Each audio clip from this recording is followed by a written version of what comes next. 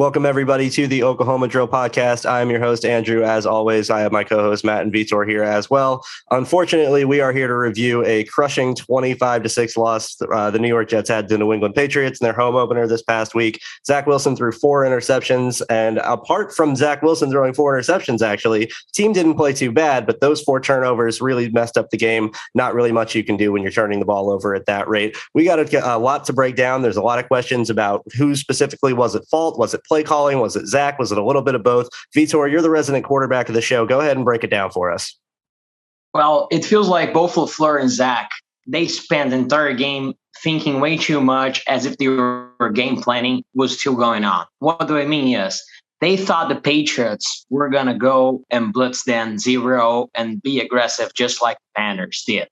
But Bill Belichick said, hey, okay, I won't do it. I'll rush 5 occasionally. I'll play coverage. And I'll see if those receivers and Wilson, if those receivers can beat our corners and if Wilson can pick the right matchup. And that's what Belichick and the Patriots did.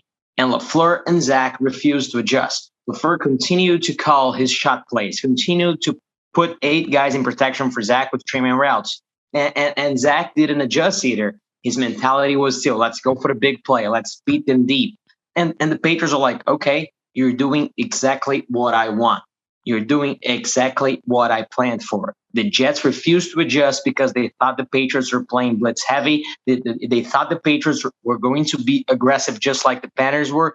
And what Belichick did was the complete opposite. Belichick takes rookie quarterbacks to school, yes, but he primarily took the Jets rookie OC to school in that game. Besides that, talking only about Wilson, he was clearly pressing. He was trying to make up from his first interception with every throw he made after that. And it happens. He probably got flustered because it was the first home opener. It was his first home game. The crowd was insane. He was clearly out of his game. And besides that, having LaFleur continue to put him in aggressive situations in which he could and should be aggressive, helped to settle for a 4 interception game, just like Sam Darnold had a few years ago in the Ghost Monday Night Football game.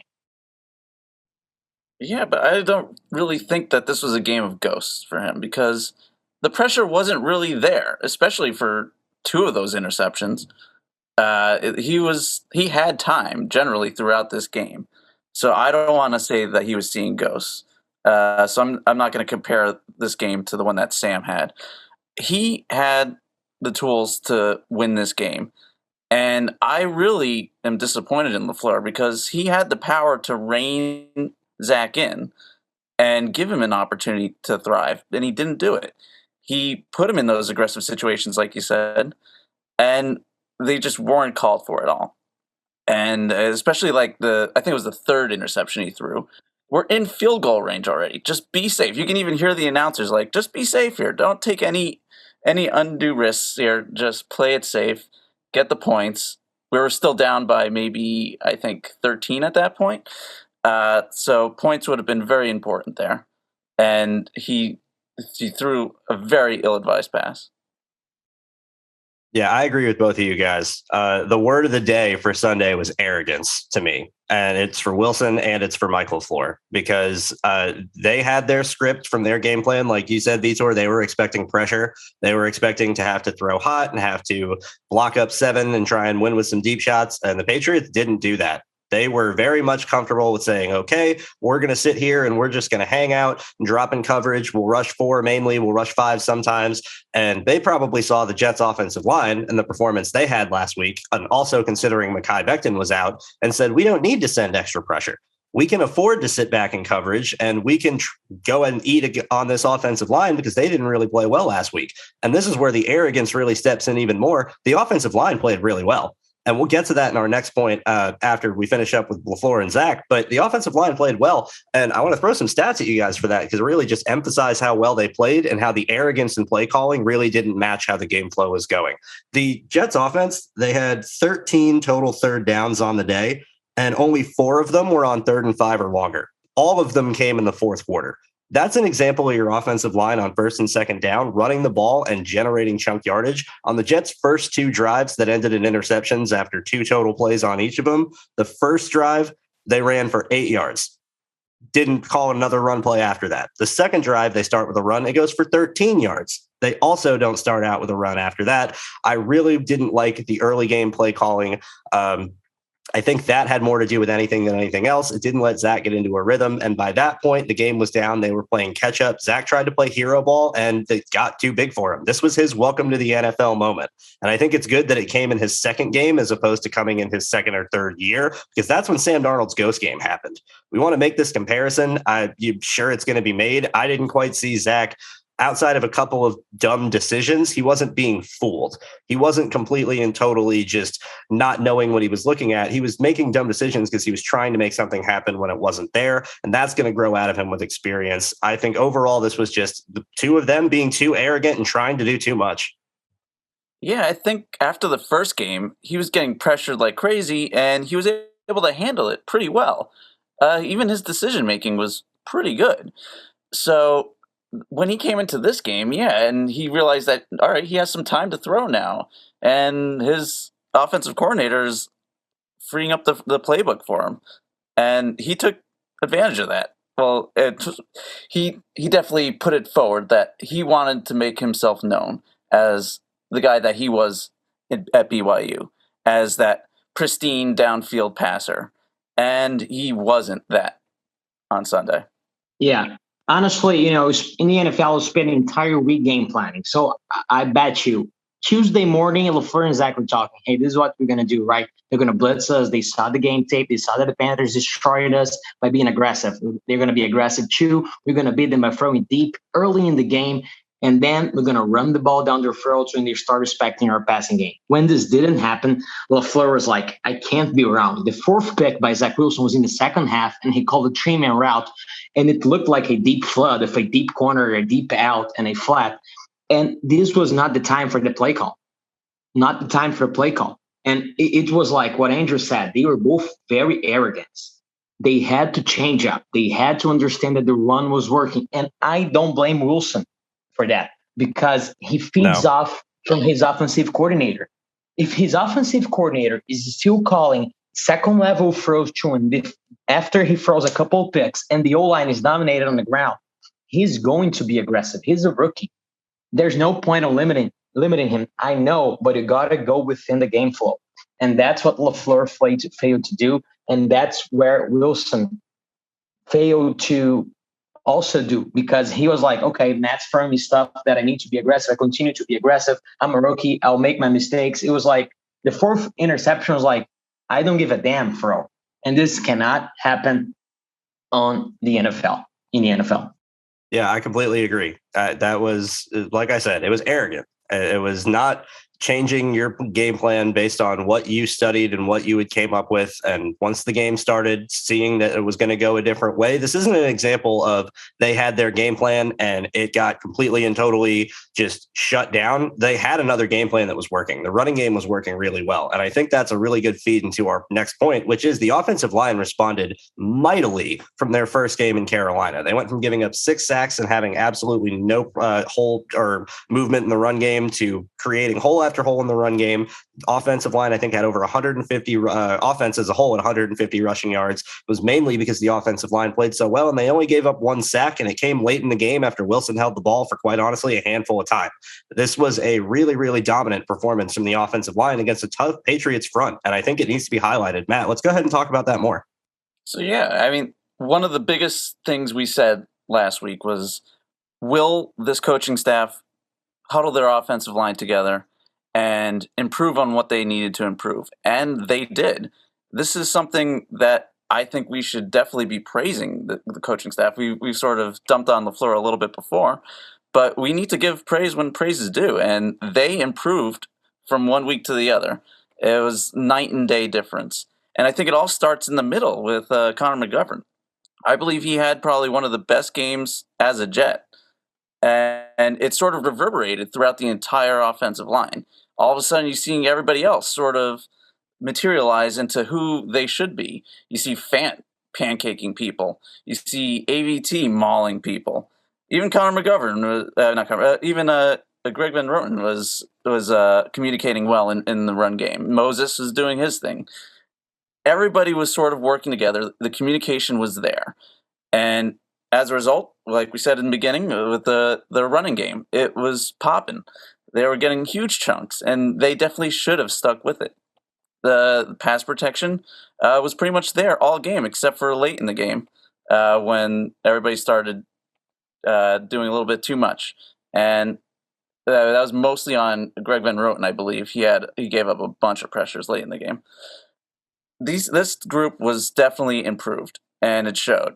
And if Zach was able to sort of claim this moment and to capitalize off this group improving, I feel like it would have been a completely different game.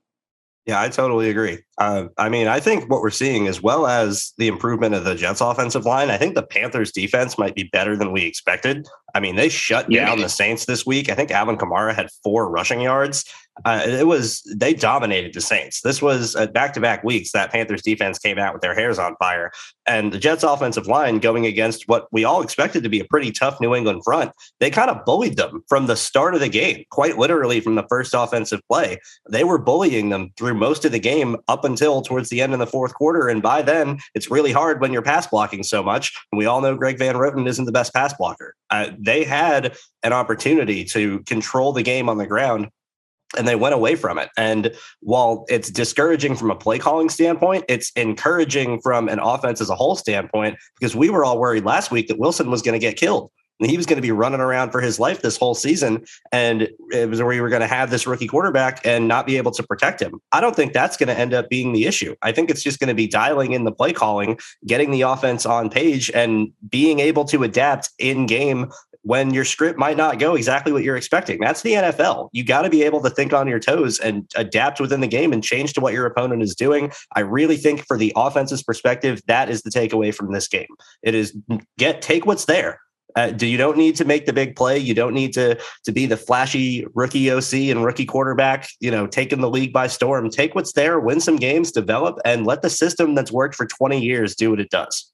Yeah, and some Panthers perspective is needed, Andrew. Great points. Kamara had 8 carries for 5 yards. The Saints were held to under 50 yards on the ground with one of the best, if not the best, offensive line in the NFL. Yep. So, this O-line performance in week 1, it's okay. Honestly, it's okay. It's great to see the improve. And, the difference Morgan Moses makes is underrated because he has the mentality. I said that a billion times here in our podcast that Moses has the run game first mentality. He is aggressive. And that's what he brings to the table. I'm so excited to see a line with Becton and Moses as the tackles, because the Jets will be able to run to either side, and they will be successful because both of these guys are aggressive, and their aggressiveness will help them in the pass game. Great time by the O-line. Also, Elijah Vera Tucker, he improved. He played a lot better, and that's great. And that's what we all expected. Who watched at 18 college expected. He was pro ready. He is pro ready, and he will be a rock solid as a left guard for us here for this season and for the next few years to come. And one point that I'd like to make about the O-line is the ultimate unit in the ultimate sport. It's so hard to have one individual lineman to play well and the other 4 to just suck. Yesterday was a prime example of that. The Jets lose Mekhi Becton, but the entire unit was playing well. Despite George Fant allowing some pressures, despite George Fant holding in a couple plays, the O-line played well. And that's a great sign for the unit, for John Benton's coaching. If the unit plays well, the weakest link will play okay. And that's what they want to do while Becton is out. And when he's back, this unit with AVT, Becton, Moses, solid McGovern, and OK Van Roten has potential to be top 10 in the league. See, but one thing we need to mention is that Moses didn't get the start over Fant. So when Becton comes back, will he maintain that spot? I hope so, but I don't know if he actually will. So. Maybe. Yeah, I think so too. I think that the tape that Morgan Moses is going to put out in the handful of weeks that he's on the field, it's going to be evident that he's good enough, and they're not going to be able to take him off the field. I completely agree with everything you said, Vitor, that once the two of them get back and Mekhi Becton is on the other end, the run game is going to get even better. And speaking of Morgan Moses, he said it himself this past week when they were asked about the offensive line and how they were able to respond after a down week. And they said that the number one issue that they had was communication the week before. And they honed in on that in practice this week, was making sure their communication was key and that they were on the same page. And it showed because they played much better as an overall unit, and an offensive line is a unit. More so than any other position, it is a unit. And it was really encouraging to see them respond. I don't think Morgan Moses is going to lose his job. No, I think he's earned that job and he's going to keep it the rest of the year. I agree. I'd be upset if he did lose it. Honestly, on Moses, the conversation has to be not if he's going to start, but if the Jets will extend him. He's only under contract for this season. And if he continues to play like that, it's worth giving him a 2-year deal, honestly. And moving on from Fan. Even though he's a good backup, he might be too expensive as a backup next season. And then you give Moses a 2-year deal. If he continues to play like that, this has to be in mind for Joe Douglas. Yeah, I wouldn't mind that at all. It's an interesting possibility, and I'm not necessarily against it because Fant would be expensive as a backup. But to be completely fair, I think we've kind of seen that we need backup tackles if Mekhi Becton is going to be potentially risking injury. And I mean, this is back-to-back years where he's had lower body injuries that are keeping him out. And we can't rely on Chuma Edoga. I mean, there's a reason that they signed Morgan Moses when they had the opportunity to. It's because they needed the depth. And maybe if they can draft in the upcoming draft, they can get a developmental tackle that can work as the backup, then I could be a little more okay with it. But I quite honestly, right now, I think I'd lean towards trying to keep Fant.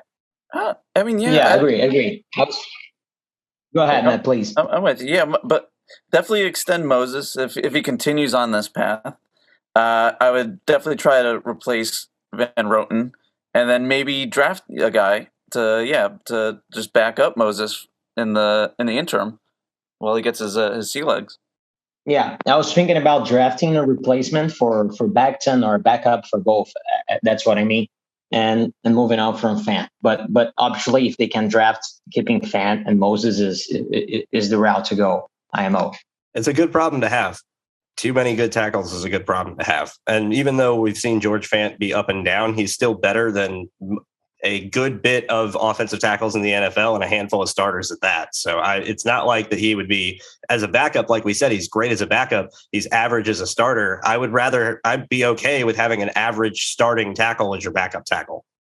All right, well, that's enough about the offense. It was obviously the story of the day, but I think the most underlined story of the day was the defense and how well they played. They shut down the Patriots and kept the Jets in the game for most of the day when they really had no business being in it, in particular the cornerbacks. And that's where I'm going to highlight. The young corners, Bryce Hall and Michael Carter II in particular, are playing at literally an elite level. They are top 5 in the NFL in terms of yardage allowed to wide receivers as a group.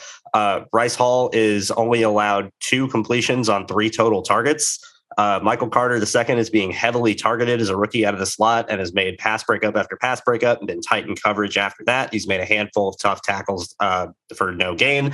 The 2 of them are playing fantastic. Not that the rest of the group isn't playing well too, because Eccles is playing well, Guidry is playing well. They had another really solid day. But Bryce Hall and Michael Carter II are building blocks for the Jets secondary. I think these are 2 guys that are going to be starting on this team for years and years to come and going to be really, really good players. Bryce Hall in particular, Bryce Hall looks like he is on the cusp of stardom. I mean, he has absolutely shut down anybody that has gone on his side. And you don't even hear about him during the game because he just spends the whole day blanketing people. Doesn't matter the size, speed, combination, route. Anybody, put Bryce Hall in front of him and he is going to erase them. I think by the end of this season, Bryce Hall, like we predicted, is going to be one of the better corners in the NFL. He's going to be a household name. Yeah, gotta hope so. Hall's playing really well. But one point about defense, I feel like yesterday was the performance that Saleh wants to see often. Bend but don't break, pressure the quarterback, not allow big plays. This is the Jets defense. That's what the Jets defense want to be. That's who they want to be. The Patriots only scored 1 touchdown and they had a short field.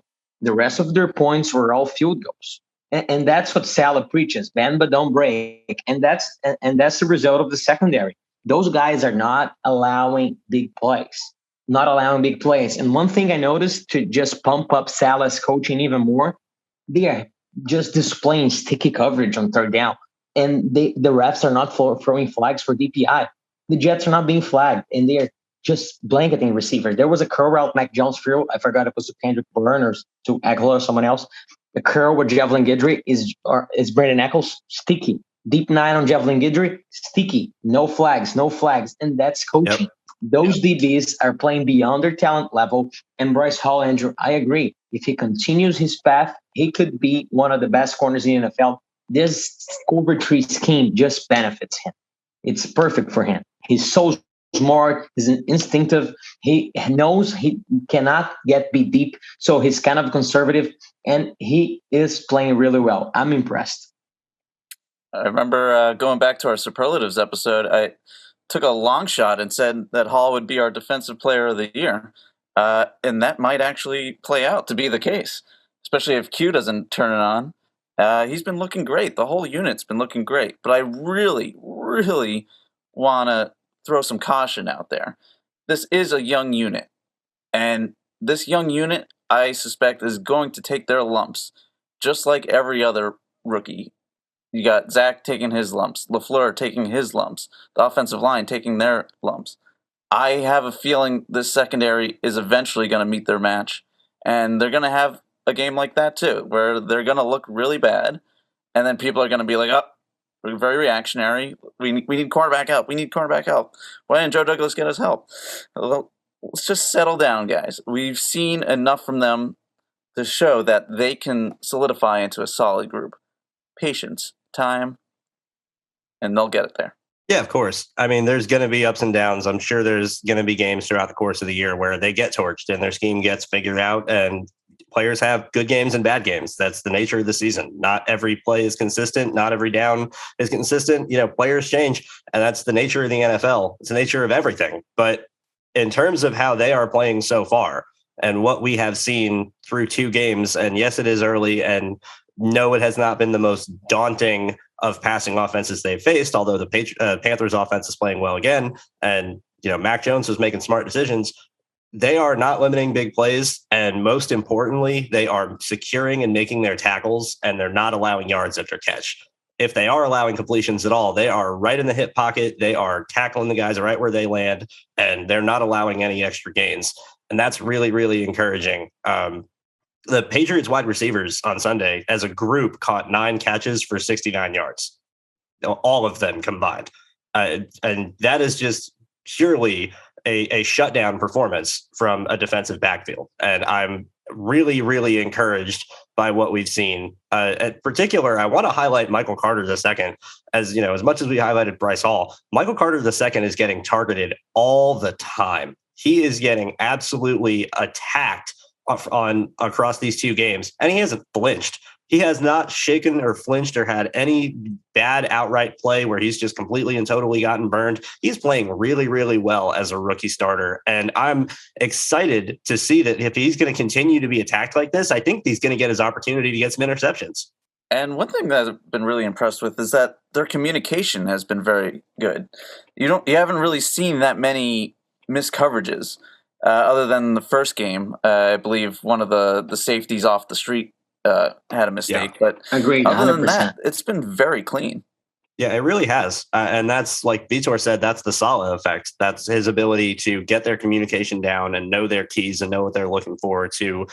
In this scheme, it's all about reacting. And reacting means that you know what you're doing so well that you don't have to think about it, that you just know it. It was when Zach Wilson talked about the analogy of you're sitting down and you're picking up a bowl of cereal when you're watching TV in the morning, and you don't have to think about lifting the spoon to your mouth. You just do it. It's the same thing on defense. It's the same thing in their scheme on defense, where they need their guys to know their keys and know their coverage and know their rules and everybody else's rules so well that they can just move together as a unit and react. And once the ball's snapped, it's all about attacking the ball. They're doing a really good job of that so far. It's really encouraging to see. They're going to have a tougher matchup this coming week because the Broncos offense is playing well and they got a bunch of tough skill players, but we have no reason to think that they won't continue to try and play well and put out a good game, honestly. All right, well, that's going to take us into our preview of the Broncos game. It's certainly going to be interesting. At Denver is always tough. Elevation always causes problems there. We have a defense that is certainly stymied and certainly daunting. Vic Fangio is a very tough defensive coordinator. Their scheme can be very confusing. They do a lot of coverage rotations. It's the birth of the Fangio scheme that permeated into LA, and now Brandon Staley's the Chargers head coach. They're going to be running it, and Spagnuolo in Kansas City runs some of it. It's multiple. It's similar, not exactly the same, but similar to Carolina in that they're going to be shifting the picture a lot. And after a game in which Zach Wilson made some pretty rough decisions, it's going to be important to see how he responds and how he handles this tough defense. Vitor, how do you think, what can Zach do to better handle this defense? What can Michael Fleur do to help Zach better understand this defense? Honestly, he needs to game plan some quick game stuff to get Zach in rhythm. I don't think they'll be as aggressive as the Banners in a sense that they would trust both Vaughn and Chubb to get home and rotate coverage in the back end with two high shells pre-snap all the time. So Michael Fleur needs to play smart. Let Elijah Moore be a threat on the outside and let him run some hitch curl routes early in the game so Zach can complete those. Let bring Davis across in motion. Utilize our stick concepts. Quick game will be everything for the Jets against the Broncos early. So I would say run the ball, get quick game going. But the thing that I've noticed with Zach watching All 22, watching film, is that I don't think he's 100% comfortable with quick game. Sometimes he sees stuff and doesn't throw it. And honestly, throwing quick, throwing shorter, it's the hardest thing to do in the NFL because you got to be as accurate as you can and you cannot think. Because if you think, you're late. So Zach needs to be on top of his game and LaFleur needs to give him easy completions short early. Run the ball, easy completions, high-low to beat zone. That's the answer. And honestly, none of this will work if Zach is not on top of his game. He needs to be cool. He needs to understand that the Patriots game is long gone. It's another week. And I honestly feel like his work ethic and all of the football junkie stuff we hear about him will materialize. We'll see a new Zach. We'll see a more poised Zach, a quarterback that will learn from his mistakes. Maybe not a flashy game, but a vet-like game against this Broncos defense. That's what I'm looking for. Yeah, Zach's a film junkie, and one thing I think he's going to notice when he goes back and looks at that film is all the back foot throws that he made that he didn't need to. There were so many of these throws, and they were ugly throws. A lot of them led to interceptions. He needs to work on this footwork because everything's going to flow through that. I mean, we know that he's a talented quarterback off platform. But when he doesn't need to do that, he shouldn't, and he needs to improve on that. Yeah, I completely agree. He definitely made a handful of throws off his back foot when he didn't need to. The pass protection was holding well early in the game. He had plenty of clean pockets. He had room to step into throws, and he didn't. He was drifting, and that's something that we saw at BYU that needs to be cleaned out of him, and that will get better with time. But we've already seen him improve on it, especially in the Panthers game. He did a good job of it, and even on Sunday, he did a good job of stepping up in the pocket on a few plays and delivering some throws. So he just has to settle down and be more comfortable with what is going on. And to add on with that, I want to make a point that I think I can't believe I even have to say here, but where is the jet motion to Elijah Moore? If you want to talk about getting Zach into a rhythm and getting the offense going, now would be the time because Josie Jewell, the Broncos starting linebacker, is out for the season. So this is going to be their first game with a backup Mike linebacker. Now is the time to throw some confusing things at their linebackers, get some advantages in the run game, get some easy completions, get some easy yards, and actually develop this offense like we've been talking about for months. They need that misdirection where it matters. We've seen motion from this offense so far, but it hasn't necessarily been purposeful motion outside of the run game when Wesco moves out to get a better advantage in blocking. And I like all that stuff in the run game, don't get me wrong, but I want to see a little more creativity in getting easy yards and not so much creativity in trying to draw up the big plays. Let's get our offense going and get into a rhythm. Let's get on schedule. Let's take advantage of some of these defenders and get some plays for free. And I think the best way to do that is to start utilizing Elijah Moore on jet motion. Get him coming across the formation. Get him some jet sweeps. You can call the fake jet motion. You throw a screen the other way to Michael Carter, who had a fantastic game. Michael Carter at 88 yards from scrimmage. He got 6 out of the 18 Jets first downs by himself on Sunday. We have skill players. We need to get them the ball in space. We need to let them do what they do. And most importantly, and it's going to lead right into our next point, it's going to slow down the pass rush that's got Von Miller and Bradley Chubb on it. That's going to be screaming their ears off trying to get after a rookie quarterback. I think you need to try and beat this defense a little horizontally at first, and that's going to allow you to start beating them a little more down the field. It's going to back off the coverage. It's going to limit the pass rush. It's going to make the ends hesitate. It's going to help your run game because you're going to be able to get an easier edge if the ends aren't able to crash as hard. It's the missing key to the offense. We said it for months, and we haven't seen it yet, and I really think we need to start seeing it. Andrew, I couldn't agree more. That's it. We need to manufacture yards, utilize more motion to impact.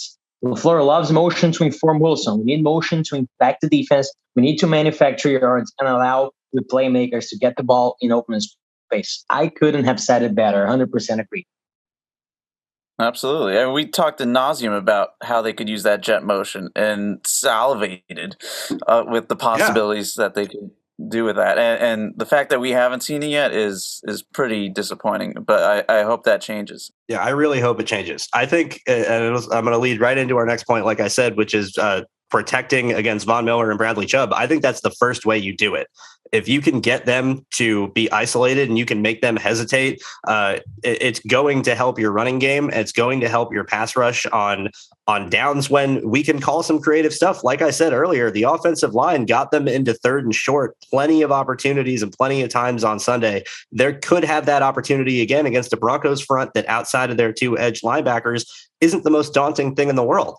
I think they could get some push in the run game. They could get into the third and manageable situations. And that's when your playbook opens. I think using your motion, using Elijah Moore and trying to exploit the aggression that I think the Broncos will send more so than the Patriots will send is the way to go about doing it. I would love to hear what you guys think.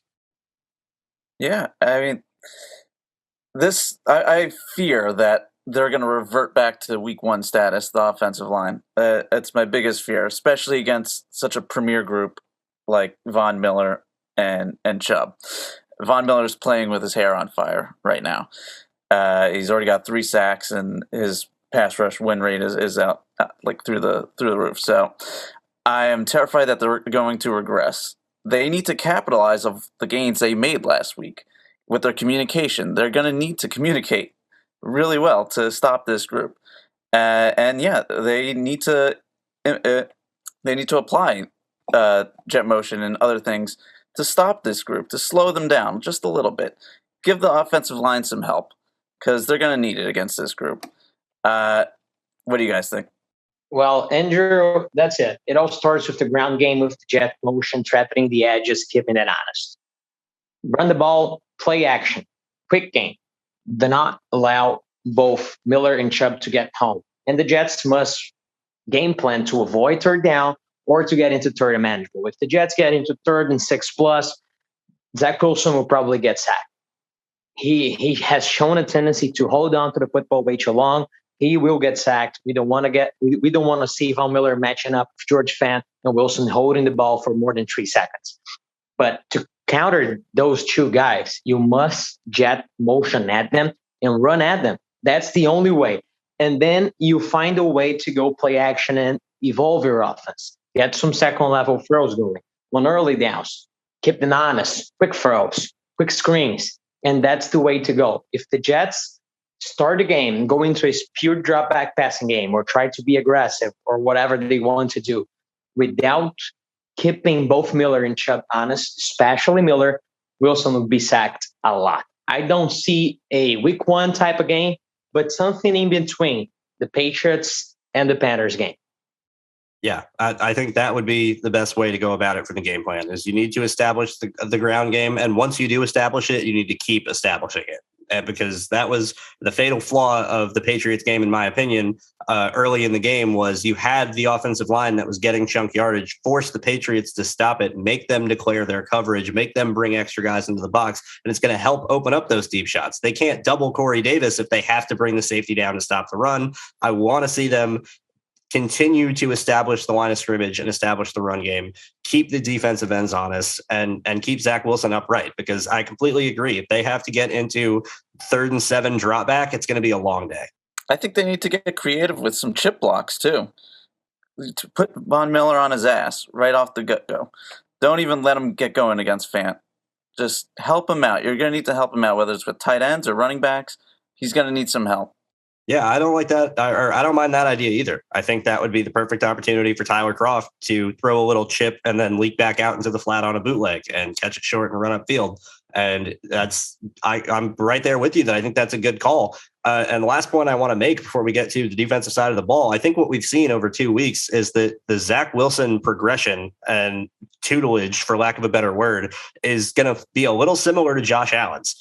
And that you have this guy who has all of this raw talent, who is doing a lot of ball by himself and making big plays purely because he was more talented than other people on the field. And now he's got to be able to figure out what he can and can't get away with, and when is the right time to be aggressive and use that talent. The talent's there. The talent's evident. I think even across the 2 games, even in this bad game, there was still some throws he made that were absolutely gorgeous, that showed off why he is the 2nd pick in the draft. And this is going to be all about reining him in and kind of sculpting this ball of clay into the polished player. That's what we've seen throughout these type of quarterbacks for the past couple of years. Patrick Mahomes didn't play as a rookie. Josh Allen was not good his first couple of years. It takes time to develop. It takes time for these guys to hone their skills and adapt to the NFL. And I think Wilson is going to take that time. And I really hope that this week he settles in and tries to get into more of a rhythm, take what the defense gives him. And Mike LaFleur gives him the opportunity to do that. If so, I think they can be competitive. I think it'll be a tough game, but I think they can be at least competitive offensively, put up some points that we've been waiting to see for a long time. Agreed. All right, well, let's get to the defensive side of the ball. And as well as the defense has played over the last couple of weeks, even though in week 1 it may not have seemed like it, they did play well for a good majority of the game. And last week they were quite honestly excellent. This is going to be a tough task. Teddy Bridgewater is playing really well in Denver. He's throwing the ball downfield well. Their skill positions are absolutely carving people up. KJ Hamler is getting open deep, it seems like every week. Cortland Sutton is obviously a monster. Noah Fant's getting it done. Their offensive line is good. And they got 2 really strong running backs, Javonte Williams and Melvin Gordon.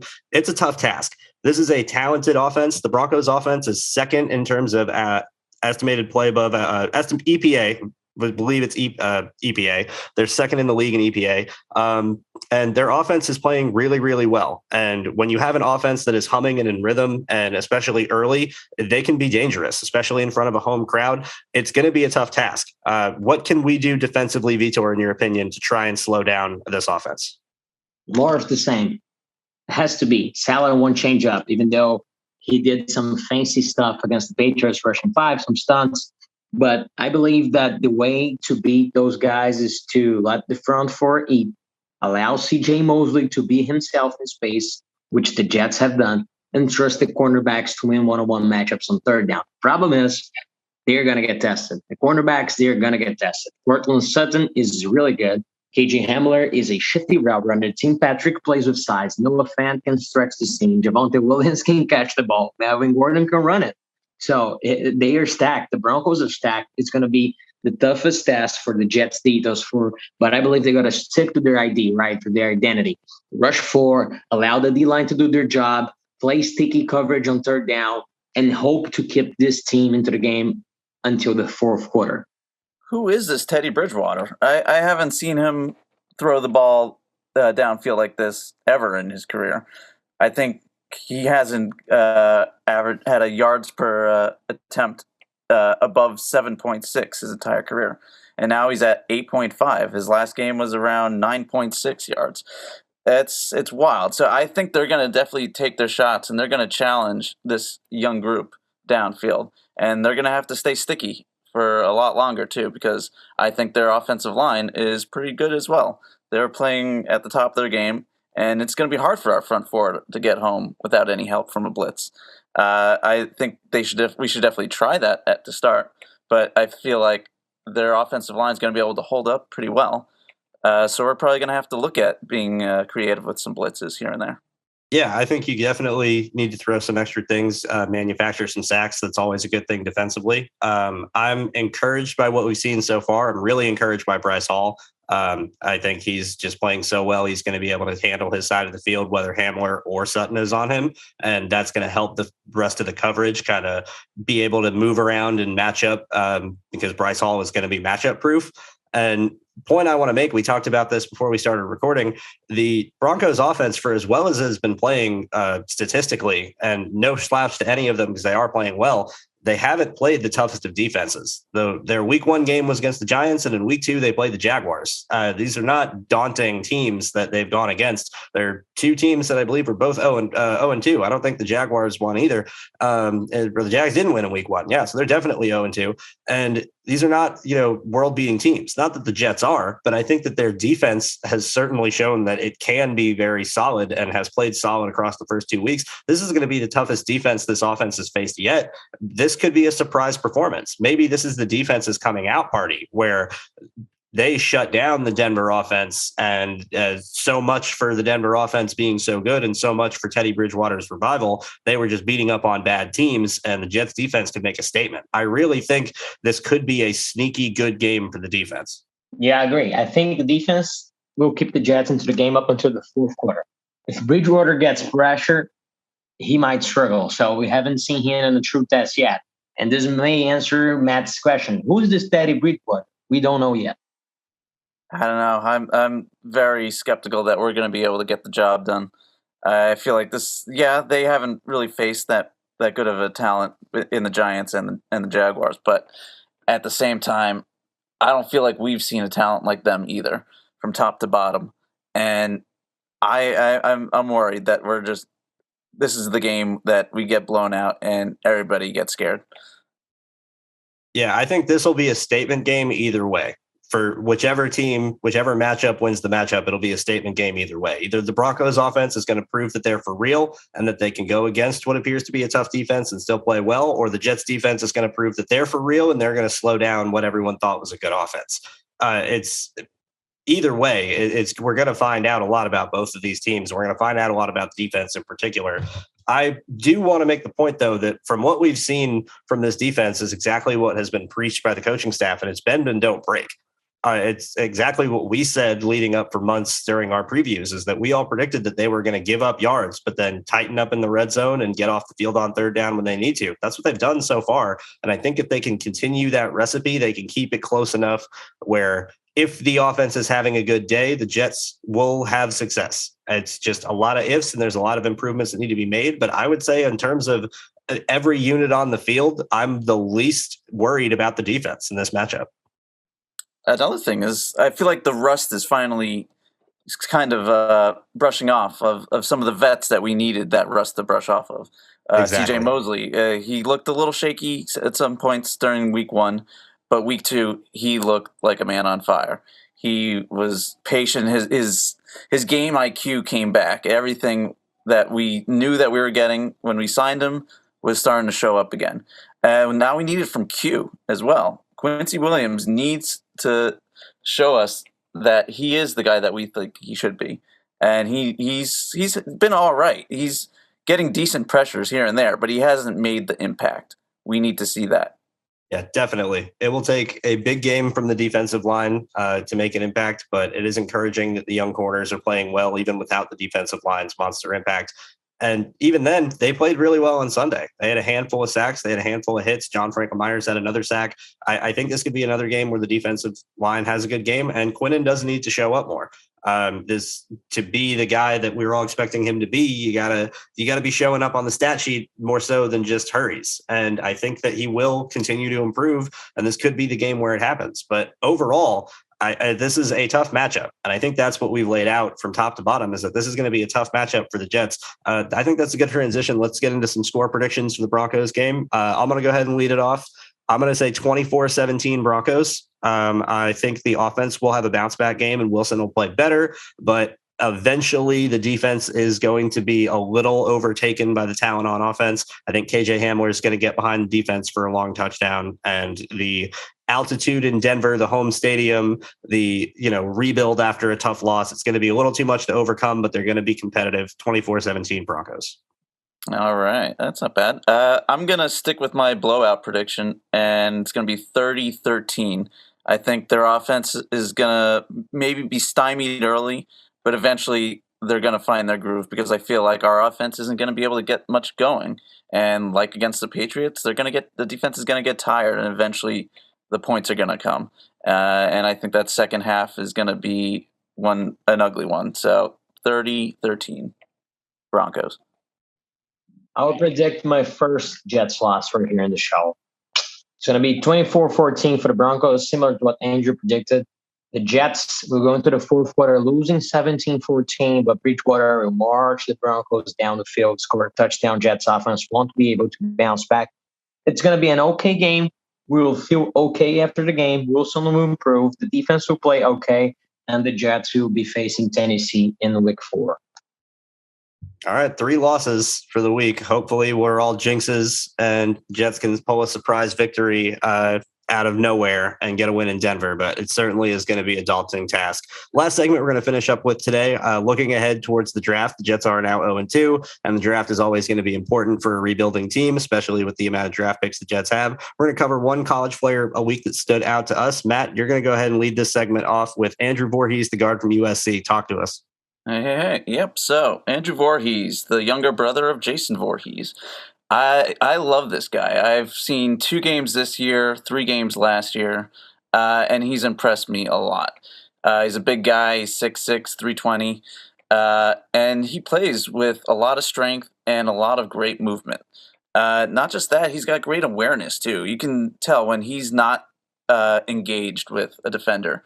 You see his eyes moving around, heads on a swivel. He uses that drag hand well, like a spider in a web.